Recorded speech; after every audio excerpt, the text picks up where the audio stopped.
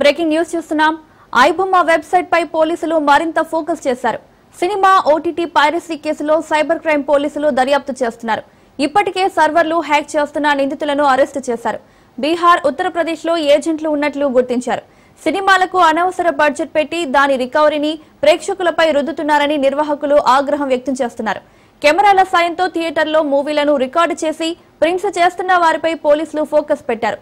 విదేశాల నుంచి వెబ్సైట్ నడిపిస్తున్నట్లు పోలీసులు గుర్తించారు. అసలు సూత్రధారి కోసం గాలింపు ముమ్మరం చేశారు.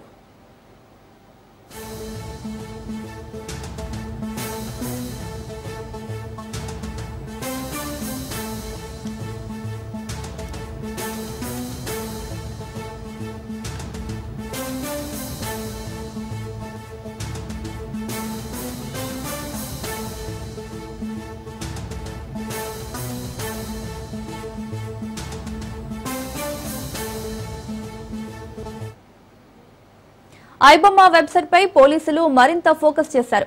సినిమా ఓటీటీ పైరసీ కేసులో సైబర్ క్రైమ్ పోలీసులు దర్యాప్తు చేస్తున్నారు.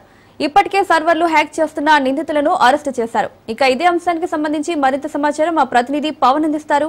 పవన్, ఐబొమ్మ వెబ్సైట్ పై పోలీసులు ఫోకస్ మరింత పెంచారు. ముఖ్యంగా చూస్తే సినిమాకు సంబంధించి రిలీజ్ కాకముందుకే సర్వర్లను పూర్తిగా హ్యాక్ చేసి సినిమాను కూడా వారు పైరసీ కూడా చేస్తున్న పరిస్థితి చూస్తున్నాము.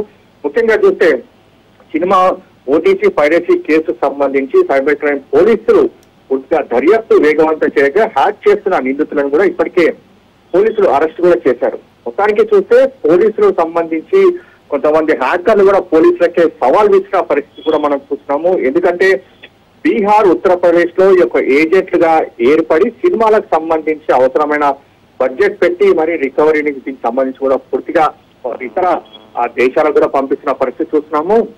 మొత్తానికి దీనికి సంబంధించి కెమెరాల సాయంతో థియేటర్లో మూవీలను కావచ్చు రికార్డ్ చేసి ప్రింట్ చేసిన ఆ యొక్క ఫోకస్ పెట్టాలని చెప్పి కూడా దీనికి సంబంధించి ఇప్పటికే పోలీసులు కూడా సూచన కూడా జారీ చేశారు. మొత్తానికి చూస్తే అసలు సూత్రధారి కోసము గాలింపు ముమ్మరంగా చేశారు. విదేశాల నుంచి కూడా వెబ్సైట్ల ద్వారా యొక్క సినిమాలను కూడా నెట్ లో రిలీజ్ చేసినట్టుగా దీనికి సంబంధించి పోలీసులు కూడా గుర్తించారు. అయితే హ్యాక్ చేసిన సంబంధించిన వారిపైన దృష్టి కూడా కొనసాగించారు. త్వరలో ఈ యొక్క హ్యాకర్స్ సంబంధించి వారిని పట్టుకుంటామని చెప్పి కూడా పోలీసులు ప్రధానంగా చెప్తున్నారు. ఎందుకంటే ఐబొమ్మలో కోట్లాది రూపాయలు వెచ్చించి మరి ఈ యొక్క సినిమాను తీసుకుని కేవలం సినిమా సంబంధించిన డేటాలో హ్యాక్ చేసడం, వాళ్ళ సర్వర్లను హ్యాక్ చేసి సినిమాను వారు ముందుగానే చూసి దాన్ని ఇతర దేశాలకు కూడా వెబ్సైట్ లో అప్లోడ్ చేయడము, ఇలాంటివన్నీ కూడా జరుగుతున్నాయి. దీని పట్ల సినిమా లోకం కూడా కొన్ని రోజుల నుంచి కూడా పూర్తిగా ఆందోళన వ్యక్తం చేస్తున్నారు. ఎందుకంటే కోట్లాది రూపాయలు పెట్టి మరి యొక్క సినిమాను పూర్తిగా తీస్తే మాత్రము హ్యాకర్లు చాలా సులువుగా హ్యాక్ చేసి